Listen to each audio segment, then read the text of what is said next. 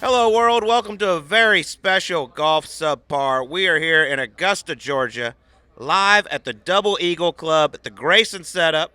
We got some fancy new shirts. You We're look rocking. tremendous. I think pink. It's You it. don't got a lot of pink in the arsenal right now. Maybe slide that thing in. Got some wolves. Got some azaleas in here. Proper for what's happening across the street at Augusta National. Tomorrow, the start of the 87th Masters. We're here for it. Big shout out to Corey Connors on picking up his second PGA Tour win at San Antonio. The only week I think we've never picked him. I literally bet him every single week, almost every single week, and then I don't. Slides in, of course. But man, Standard. It's great to be here. This Double Eagle Club is fantastic. The Grayson setup got an awesome new line, special for the Masters. You're gonna see JT wearing a lot of this stuff. Obviously, we get to try it out first. Yeah, I wouldn't wear that on the course. People start calling you JT. You know what I mean? Point. Wear All something right. else. Well, let's get into it. We've been here all week. Golf course looks fantastic. Weather's been great, but it's gonna change. Things change, Mox, as we like to say. What are your feelings for the 87th Masters? I mean, quite frankly, after what we've been hearing these past couple of days, I hope we get it in on Sunday. I hope we get a Sunday finish. This Saturday, it seems the closer we get to it, the forecast gets worse and worse. Last I heard, it was a 100% chance of rain. Not only rain, but we get lightning. They can't play. They can play through rain, but they're not going to play through lightning. I hope we get it in, but it's 87 degrees today. We're in here. We're sweating. It's hot. This would be ideal for Tiger. And then you go fast forward a couple days, it's going to be 30 degrees cooler. So I think it's kind of a toss-up. If we do get the rain that they're expecting, length always matters. It matters everywhere. I don't want to beat a dead horse, but more so than ever, I think it's going to have to be a guy that just sends it. This place is going to play long. It's going to play very long. It always does, but with the rain, we'll make it play even longer. And if you're watching on YouTube, you might notice there's an empty chair. Right. We have a special guest coming up shortly. But, man, I think this is going to be such a great Masters with everything going on. You got Scotty Scheffler, Rory McIlroy, Jon Rahm, top three in the world, all playing well. You got the drama with the live folks. Yes. Brooks Koepka coming off a win, we know about his major championship record. He's healthy, could be scary, but it's going to be a lot of fun to watch. I can't wait for this thing to get going. I'm going to be here all week on the call for CBS. But I feel like it's really wide open. Yeah, I do too. I mean, you got the top three. They're in a class of their own. They're the only guys that under 10-1 odds to win the thing. After that, it almost doubles. That's where you get to the next guy. The live narrative is fun. Selfishly, I think it'd be awesome for everyone if there were some live guys who are a factor going into the weekend on Sunday. I think it would make for great storylines. The weather is going to tell the tale, but man, I'm looking forward to it. I think it's the top three guys are going to steal all the headlines, but there's so many guys you can make a case for call it the next 15. And there's a lot of guys playing good right now. First off, one guy's going to steal all the headlines, and that's Tiger Woods, who is teeing it up. He's made 22 straight cuts at Augusta National. The big question is, how's his health? Can it hold up for 4 days? The weather does not help him out by any means with how cold it's going to get. But, hey, it's the Masters. Nobody knows this place better. If he could somehow get in the mix. Yeah, I mean, he did it last year. He played 4 rounds, last year, which I think that was the biggest hurdle he could possibly have. He's only played 72 holes twice in the last year. Even if his body feels fantastic, which I'm sure it doesn't, it's so hard to play good golf when you're playing a tournament every handful of months. It's just these guys are coming in week after week, playing great. They're working their way into form, and he just shows up like, oh, I haven't played in months and months. I'll go play against the best in the world. If there's a place he can do it, it's this. It's such a hard ask. But I think he gets around. I'm hopeful, and I truly believe he's around for the weekend again. Well, the world will be watching Tiger Woods as well as 49 of the top 50 in the world. Tee it up in the 87th Masters. Our guest this week has actually played in one Masters. He was in the final pairing on Sunday in 2016 with Jordan Spieth. It didn't go his way, but he's one of the biggest characters in the game of golf. It's now switched over to the media side.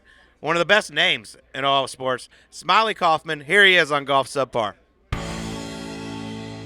All right, welcome to this Golf Subpar Masters preview in Augusta, Georgia, at the Double Eagle Club. The Grayson setup here, spectacular. BG, you got some fresh threads on. Pink, it works. Might be my new color. It works. Smylie, what do you think? Yeah. You're not feeling the pink on me? Nah, I mean, normally you have like some pink shoes to kind of, make it all work, tie it all together. Last minute wardrobe change, guys, but I pull it off great. It Great looks stuff. tremendous. Very comfortable, by the way. By the way, there's azaleas and some wolves hidden in here. Yes, you are in season. Who better to break down the Masters with than PGA Tour professional turned media superstar. We got Smylie Kaufman in the house. He's been on TV a while now. You could tell he wears the shades during interviews. Good to have you, Dougie. Yes. It's I like to call him superstar / diva.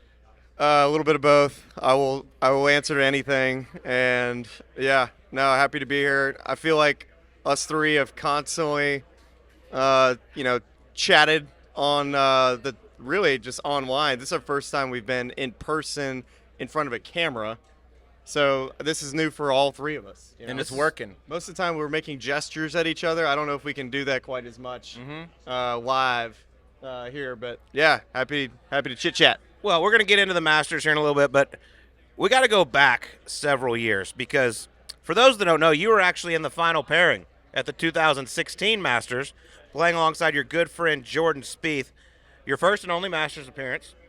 Take us through it. Just you qualified by winning on the PGA Tour in Las Vegas. What was that first trip down Magnolia Lane like for you?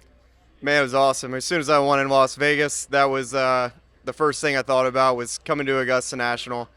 If you're going to play the Masters only one time, you got to do it right. You got to make a hole-in-one in the par 3 contest, and you need to play in the final group just to get the full experience. Of course, dude. Any other way is Self-suck, stupid. $20. 40. There's two.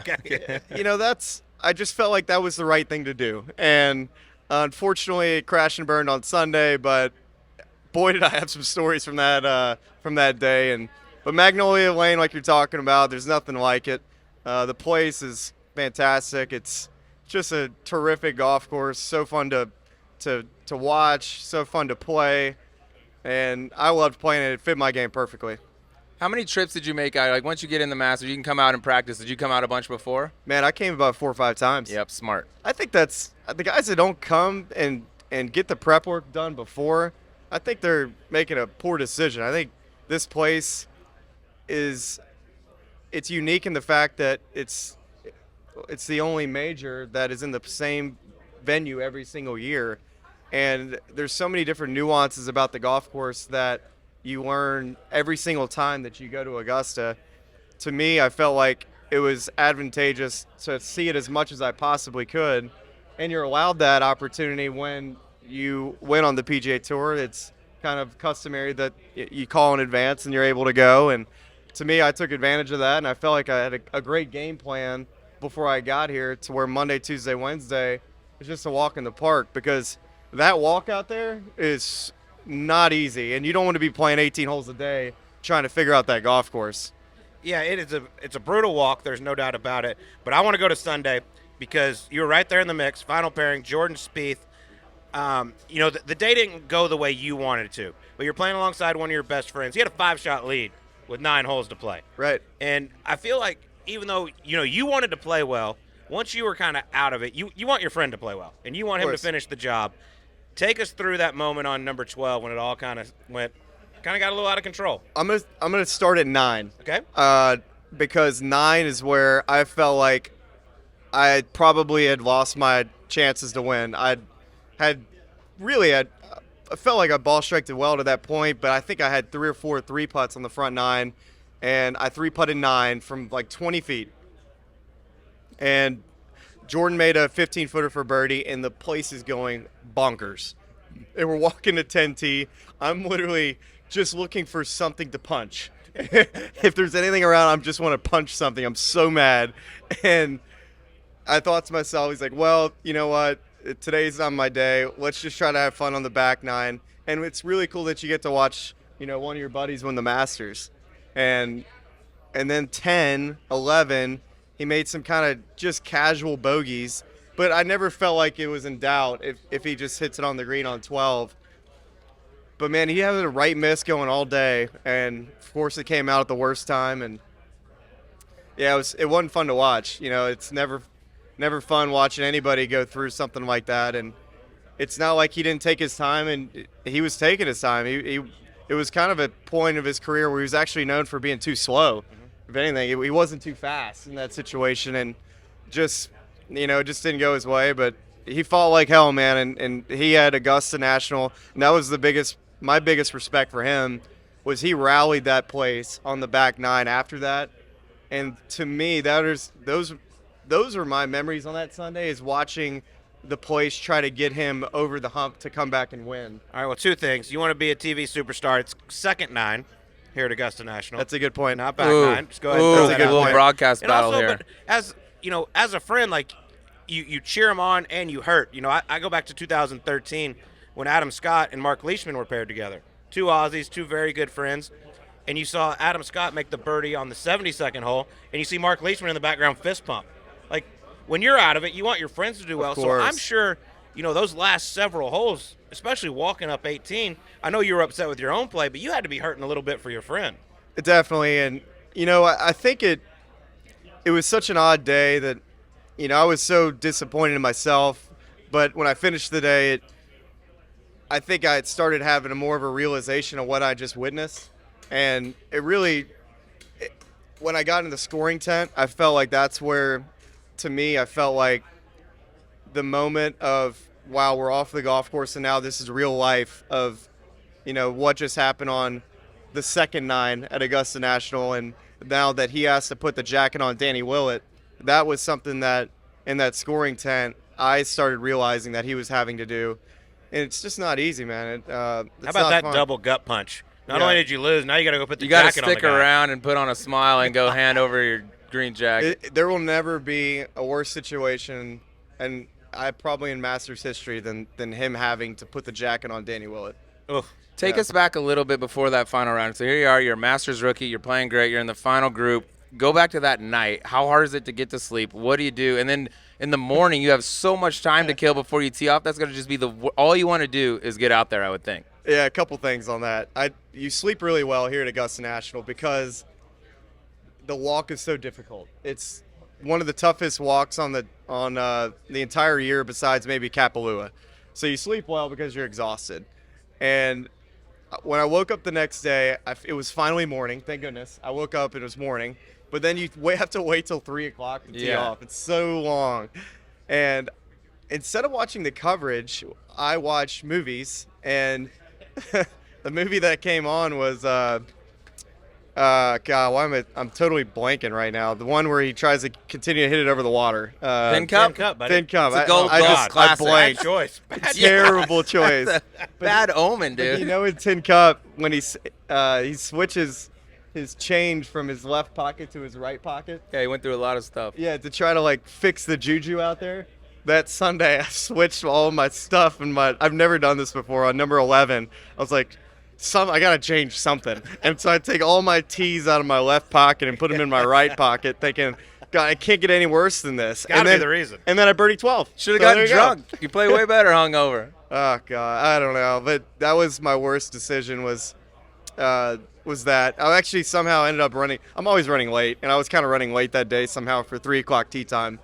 But that's normal for me. I don't know if you know this, but TV starts with or without you. There's these air times, so maybe tighten that up a little bit. No, I like the way Smylie operates. Nah, it's all good. Yeah, it'll all work out. You became very popular in the golfing community with Spring Break 16, obviously with the guys. Signed a deal with Natty Light. Incredible. Actually had a billboard here in Augusta during the Masters.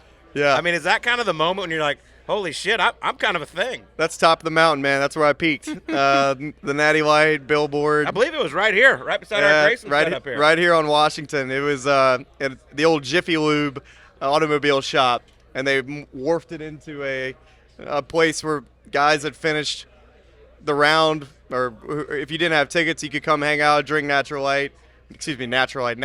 Yeah. And come on. Played beer pong. We had a DJ. They had some Barstool folks out there, and it was a lot of fun, and it was weird. It just didn't seem right having a Natty Light billboard right next to Augusta National, but chef's kiss felt right. I love it. Yeah. Johnny D's done all right down there at Hooters, right down the road. You know what I mean? Yeah. There's a place for everything. I know you're really not playing much anymore. You're really focused on the media side, signed a deal with NBC. What has this transition been like for you? Man, it's been good. It's funny. I remember talking with you. This beer is going to slide off at the end of this. An issue. I'm going to put it down here so we don't have an accident. I would say first time I really talked to anybody about was probably with you, Colt, at our you and I's event. I know it's Zach Johnson thinks it's his event in Cedar Rapids, Iowa. Biggest celebrities in Cedar But Rapids right you here. and I are co-mayors of that town after our tenure, if you will, at Zach Johnson's We event. might put on a performance there. It's unbelievable. I hear. We Trust shut me, down I get the live updates most we of the shut time. down the hotel bar every time we're there, and the people there are just fantastic. But I remember I was still kind of playing mini tour golf, trying to get my way back out on the tour, and I remember Colt telling me, he's like, "Hey, you'd be great in TV," and I'm just sitting there like, I don't know, man. I just don't know if TV's for me, because I still want to be a PGA Tour player, and that's the dream, and I still it's always will be the dream. And randomly, I think last year it was about this time, I booked a deal to work the PGA Championship with ESPN. To work feature groups, and coming out and watching Jordan and Justin out here last year and just running into so many golf fans that still supported me, I think that was comforting, knowing that maybe I still had an avenue in golf, and I felt comfortable knowing the fact that I had so much support out there even though I wasn't playing. I think once I got to the PGA Championship and loved the experience, to me that was just the start of learning how to kind of do this job. There's no real training. No, It's kind of sink or swim. That's what you told me. I'm like, It's kind of like, here's the microphone. This is how you turn it on. Let's see what you got. How would you compare the nerves to your first time on TV versus teeing it up at a PGA Tour event? It was well, the first time I did TV at the PGA Championship, my equipment, so my headphones are just on the 10th at Southern Hills. Once you get down to that cove there, just so much static. I can't hear anything. It's just like, and I can't hear a thing. And I get down there and I make this call, my first call for Will Zalatoris from the right rough. And he's got this terrible lie and this small tree in front of him. I don't think he can do anything with it. And I think I said 25 feet's the best he can do. And he launches this thing, and it lands 4 feet from the hole and stays right there. I'm like, man, I suck at this. Hot start. Yeah, and I can't hear anything. It's just, just terrible audio. But by the end, I realized that it was so much fun, and yeah, it's definitely a learning curve. Now that you're out there every week, or more or less, you're on the broadcast, you're around the guys. Is there any part of you as you're watching that's like, man, I wish I was still playing? Are you fully in, like, this is what I want to do, I want to be on the broadcast? I'm so engaged in observing the guys, and that's, as an on-course guy, where you have to do a couple things really well, which is you have to react well, you have to be kind of quick, very quick in your thoughts, and formulating a concise response, which is easier for sometimes than other times. But to me, it's a tough job, but I've enjoyed the challenge for sure. How much golf are you playing right now? You go home, you got a couple weeks off. Are you still getting after it, like practicing, or you just like go out with the boys, have a couple pops? Well, some of my boys, we go out and have a couple pops and play. It's fun.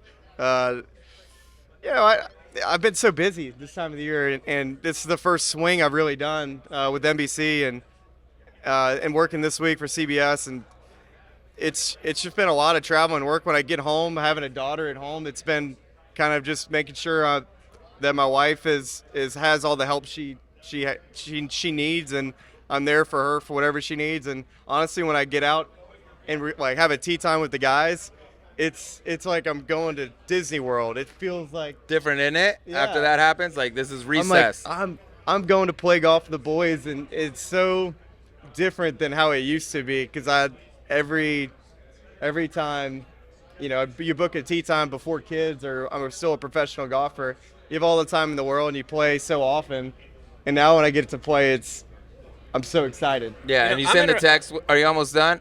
And you just, whatever hole you're on, you rewind it 4 holes. Yeah, you're Why on are you giving 17? away secrets I'm right on now? 12 T. It's super slow, babe. It is just The only 5 hours. But all three of us used to play competitive professional golf. I know for me, and I'm pretty sure for Sleaze, I'm interested to hear your thoughts, I enjoy golf way much more now. Oh, my gosh. Well, you and I played where? In Charlotte? In Charlotte. We had a blast. And, Fireball, all kinds of things going on. Oh, my goodness. We had a blast, man.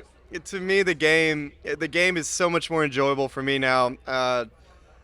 I've seen every single side of it. You know, I feel like Colt, your game, I feel like you battled injuries more so than anything, and I feel when you have injuries, your golf, sometimes you try to find things in your game that you need to change to try to alleviate those injuries or just general pain if you're not being able to put in the work that you want to put in, and it's just not quite the same. I know you kind of had that same experience. For a physical specimen, I get hurt a lot. I know. It's hard to believe. Your bum shoulder right My now. shoulder You right and Tiger now. I still don't know what happened. revolutionized fitness, and then you still battle injuries. It's Me weird. and Tiger, we don't sleep well. We get hurt a lot. Great athletes. Yep. It's U.S. fun. amateur A champion. lot of things. Yeah. Not to mention self-suck. Want another 20. That's true. That's fair. Have you hit the pocket yet where you quit golf or like quit playing as much tournaments? And you're not thinking as much. I'm not worried about my swing. And you go out and all of a sudden you just play great. I remember when I quit, that happened. I think when Colt quit, it happened. I was like, dude, I'm better now than I was a year ago. I kind of go back and forth between if I want to work on something, I'll try to work on it for 4 holes. And then I realize, okay, wait, I don't need to really work on anything out here. I think I'm just going to play golf and have fun. And to me, that's way more enjoyable than trying to think. And for so long over the golf ball, I was having to think so hard about what to do and how to produce a shot, where when I was playing my best, there was really no thoughts, and it was all like artist fades, draws, different windows. And when you lose that artistry and you're in that technical space of trying to think about how to do something, it becomes way more enjoyable when you put it away and you're just focusing on having a good time and playing golf. And it's funny how much more you enjoy the game. Isn't it crazy how that happens? Like you got to get out of it. I was like, why can't I have that same mindset when I was playing? But it's really, really hard to do. We tried. It's impossible. We tried too hard. We tried too hard. You care. That's exactly But exactly I want to go right. back to your rise in TV, because it all happened for you pretty quick. Like, you did just a couple of events, then all of a sudden you sign a deal with NBC. I mean, you're the main show. You've got the U.S. Open coming up this year and the Ryder Cup. Your first year as a full-time TV guy. And the Open, man, too. And the Open Championship. I mean, that's pretty damn cool. It's pretty surreal. I was telling Francie. Don't fuck it up. It's good advice for everything.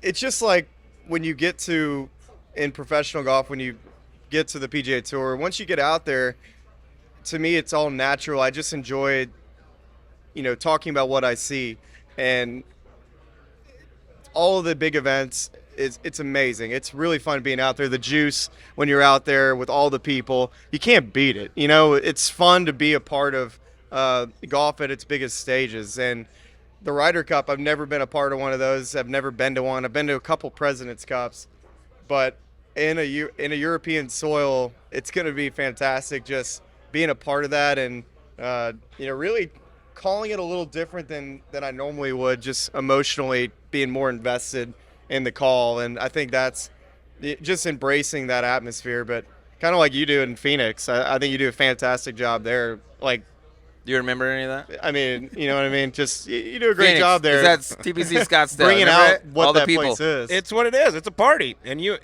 I'm so jealous that you get to walk the fairways at the Ryder Cup. It's going to be cool. Dude, it's my favorite event to watch.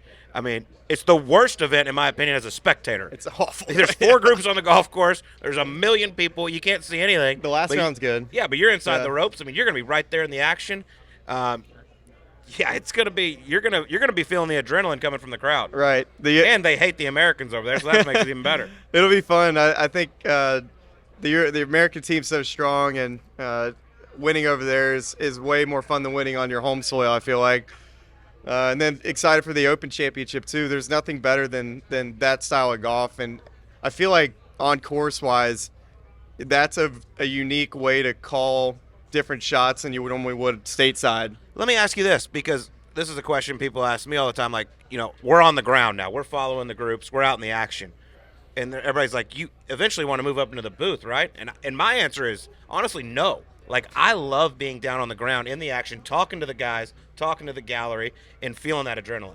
I think it's I feel like my strengths are talking about what I see on the ground and talking about shots. And like you say, I do feel the relationships that I have with the players, I'm able to potentially get out something that maybe somebody else wouldn't, just walking down the fairway.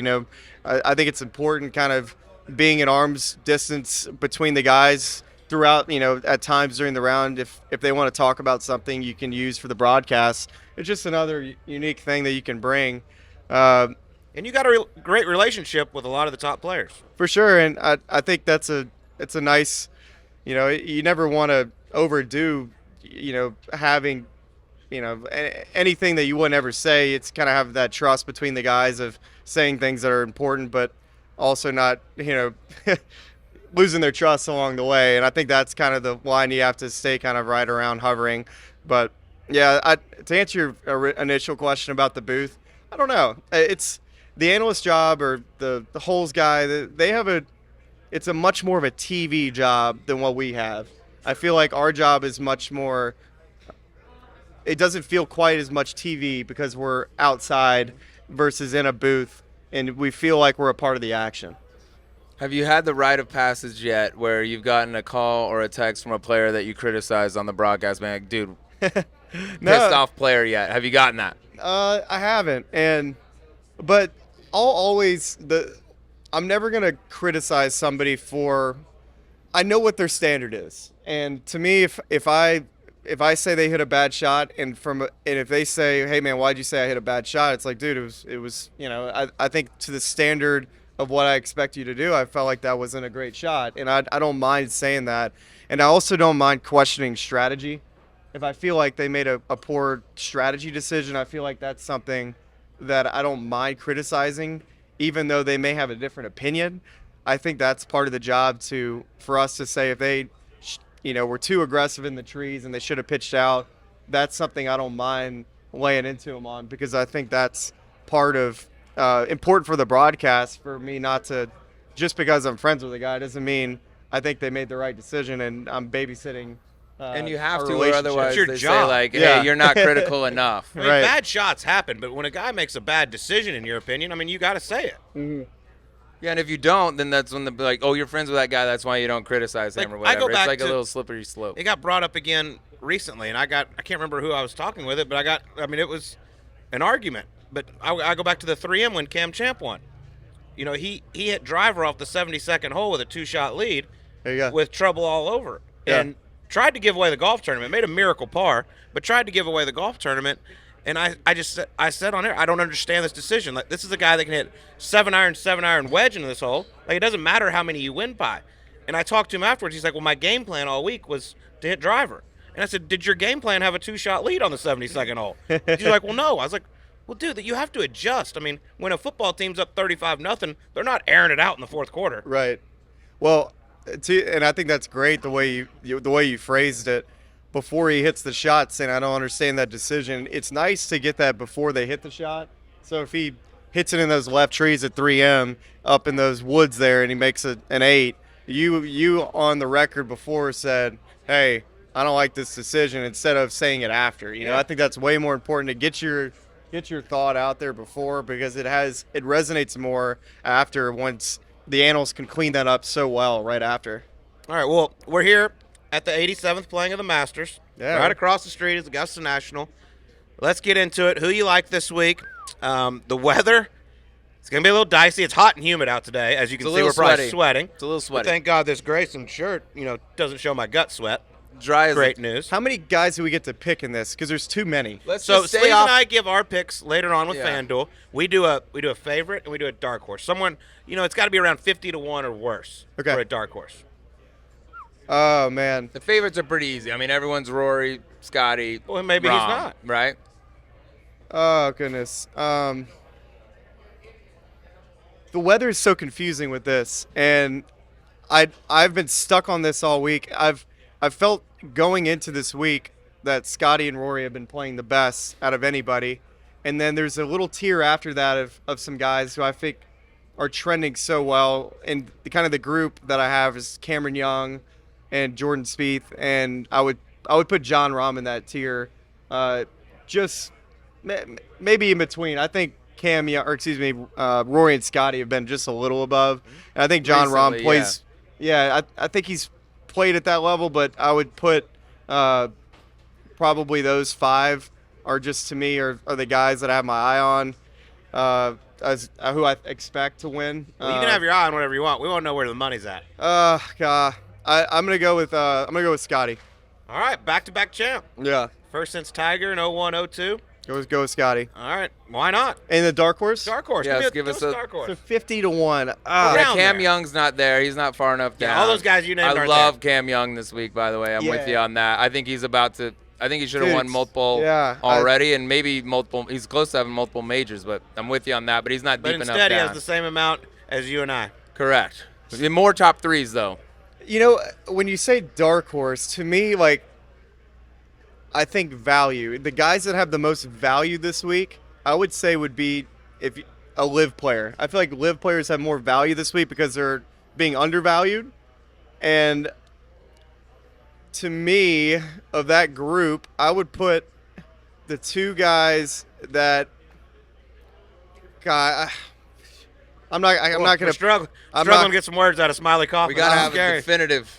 It's really tough. I mean, what do They- y'all have? they I tee off would in say a out few of hours. live. What do you have- Brooks would be my number one out of live, followed by. What are y'all's DJ or dark Cam horses? Smith. Let me Well, hear y'all's you're going to first. find Yeah, out you're gonna later on find in our out. FanDuel segment. All right, We've made him already. Would Jason Day be there? In a Jason dark Day's horse? 28-1. That is not a dark People horse. are loving Can I his see the- odds. can Are I see the board? His Yeah, there odds you go. are high. Yeah, scroll around on that bad 50-1 more. Okay. Around 50-1. I mean, 48-1, 45-1 All is right. acceptable.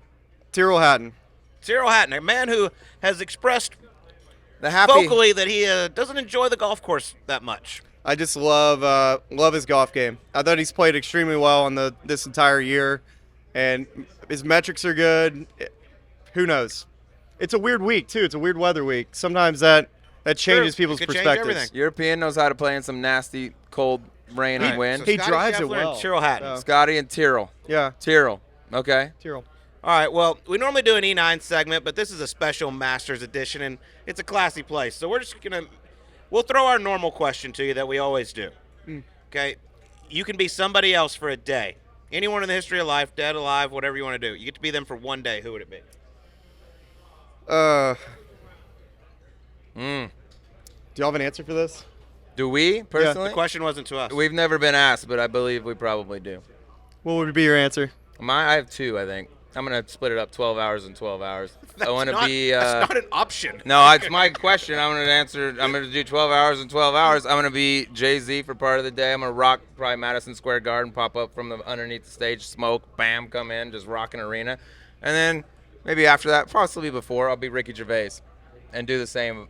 I love Ricky Gervais. You'd like my answer. Love What is it. Mr. Garth Brooks playing down in Baton Rouge. Wow. Tiger Ever Stadium, heard it? Death Valley at night, just the place rocking. Ooh. Wow. In Baton Rouge. You like that? That's catering. I think I know my answer. I Go. think I'd be Coach O. Oh, wow. Give it to us. Yeah, do it. Yeah, go Tigers. That's it. That's it. Can you Coach imagine being O. Coach O for a day? He's incredible. Oh, gosh. I want to be him Can't right believe they now. got 'Cause rid He of got him. about 80 million, and he's on a beach somewhere, not worrying about X's and The, O's. the interview I heard about him when he got fired, when the AD comes in, he's like, Coach, things aren't going too well. He says, no shit. He goes, we're going to have to let you go, but we're going to pay you the $17 million. He goes, what time you want me to leave and which door would you like me to go out of? Yeah, I was like, I that's like this the guy. dream. Get fired Yeah. but still get paid. That's I don't. All right. One other one. For those that don't know, you're kind of known for a little thing called the boom tower. Oh shit! I need a. I'm out. and the leg dab. And the leg They're dab. known for a lot of stuff. So every time you see JT, you do give it the dab. Dab. What's the dab all about? You know what? Harold Varner was the guy that got me into it, and then I think Big Cat started doing the power dab, the double dab, and now when people yell my name out on the golf course doing my job now, instead of just giving the Phil Mickelson thumbs up, I give him a dab. That seems, just a. The dab never left. You're No, not no, bringing it it's- back. It it's never never left. died. Last year at the never died. PGA, Justin Thomas saw you right before he got the trophy and was on TV giving it a dab, and it was at you. It was at me 1,000%. All right. What, boom tower, though. All right, so Boom Tower. So it started a couple of my buddies, Big James and Alex. Skinny James now. Damn Yeah, it. and my buddy Train. They were watching Stuart Scott do a Sports Center baseball highlight, which we're the best, and it was a 2 a.m. type of deal. And Stuart Scott says, this guy hits a boom tower out of the ballpark, and they thought the name was so cool, Boom Tower. Like they've never heard that phrase. So the next day on the golf course on 16, they're all kind of hungover, and he hits a drive, and the next guy gets up, Big James, like, I'm gonna I'm gonna boom tower this drive, and it gets up there and just pipe city one, just right down the middle. And they get to the bar that night. They're like, God, I just can't get it going. They're like, you should boom tower your drink. They're like, holy shit, I'm gonna boom tower this drink. Hell yeah. And he chugs his drink. And the story now is, and if you want to get it going, you just gotta tell somebody, hey, this is a boom tower.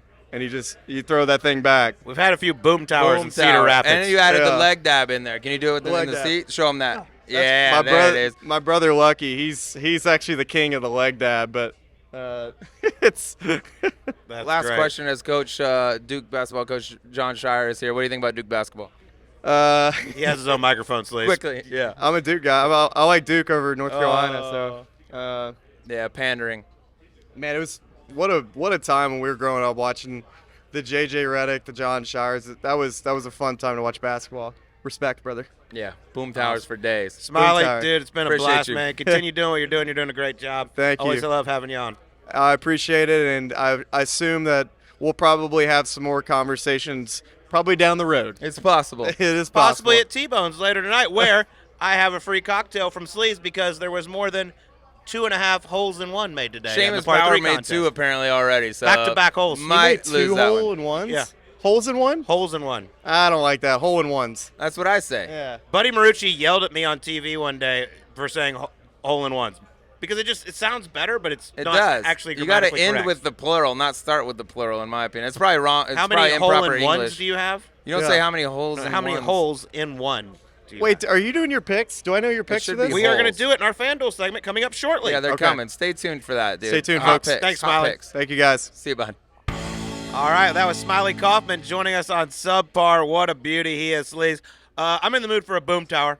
Boom tower, good word to throw out. The leg dab is hot. He might be the only guy to ever play the final group on a Sunday at a Masters, and also hula hoop in the parking lot at T-Bone's. That's a record that may never be broken, actually. Now We'll that have I Jim think of Nance it. look that up. What's that? We'll have Nance look that Yeah, up. Jimmy, fact check that. We're not big fat But he's guys. doing a great job over at NBC. I hate to admit it, considering we're kind of rivals with CBS. Little competition NBC, here. I but can it's fine. sense it. I'm okay with it. I'm okay with it. I'll take him on the course and on the mic. No big deal. Ooh. But I always love sitting Shots. down with Smylie. Interested to see how his picks do. I don't quite agree with the Tyrrell Hatton pick.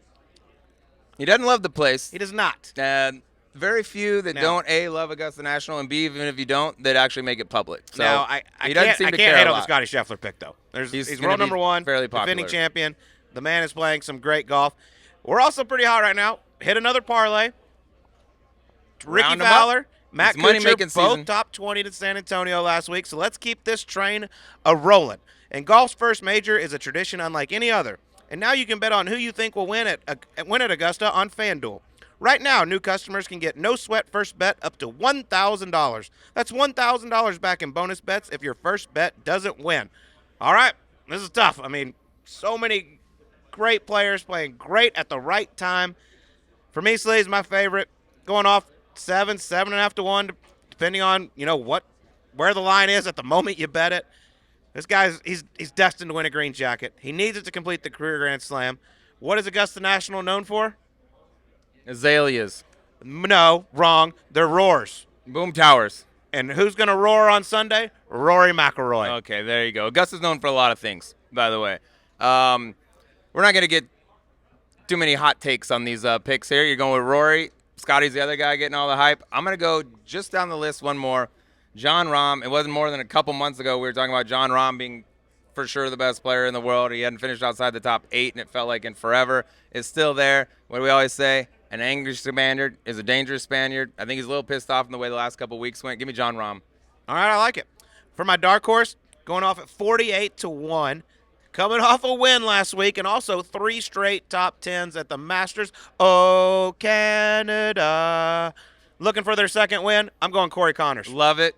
Have I ever mentioned that I really enjoy betting You on gotta Corey like him. Connors? I have. Okay. You know what? I'm calling a slight audible here. I had a name in mind. I was going to go with another very recent winner, Sam Burns, the way he looked at the match play. Boat raced everyone. Calling a late audible here. I'm going to go with a guy that's got a hell of a track record around this place in just a few times. Phenomenal ball striker. If it gets wet, long, he checks all the boxes. Give me Will Zalatoris. Interesting. What do you think? It was a late audible. I was pretty convinced on Sam Burns, but now saw the name and I was like, I like that. So I'm going to go Willie Z. All right, well, there's no better time to get in on the action. The app is easy to use. There are so many different betting options, and when you win, you get paid instantly. So drive down Magnolia Lane and take a swing at betting the first major. Visit FanDuel.com/subpar and get a no-sweat first bet up to $1,000. That's FanDuel.com/subpar. Must be 21 years and older in select states. First online real money wager only. $10 deposit required. Refund issued as non-withdrawable bonus bets that expire in 14 days. Restrictions apply. See full terms at FanDuel.com/sportsbook. FanDuel is offering online sports wagering in Kansas under an agreement with Kansas Star Casino, LLC. Gambling problem? Call 1-800-GAMBLER. Call 1-877-8-HOPE-NY or text HOPE-NY, that's 467-369 in New York. Call 1-800-GAMBLER or visit FanDuel.com/RG in Colorado, Iowa, Michigan, New Jersey, Ohio, Pennsylvania, Illinois, Tennessee, Virginia. 1-800-NEXT-STEP or text NEXT-STEP to 53342 in Arizona, 1-888-789-7777 or visit ccpg.org/chat in Connecticut. 1-800-9-WITH-IT in Indiana, 1-800-522-4700 or visit ksgamblinghelp.com in Kansas, 1-877-770-STOP in Louisiana, or mdgamblinghelp.org in Maryland, 1-800-522-4700 in Wyoming, or visit 1-800-GAMBLER.net in West Virginia. All right, that's going to do it for us. Special thanks to Smylie Kaufman for joining us, the Double Eagle Club, and Grayson for being such a gracious host. We'll talk to you on next week's Golf Subpar.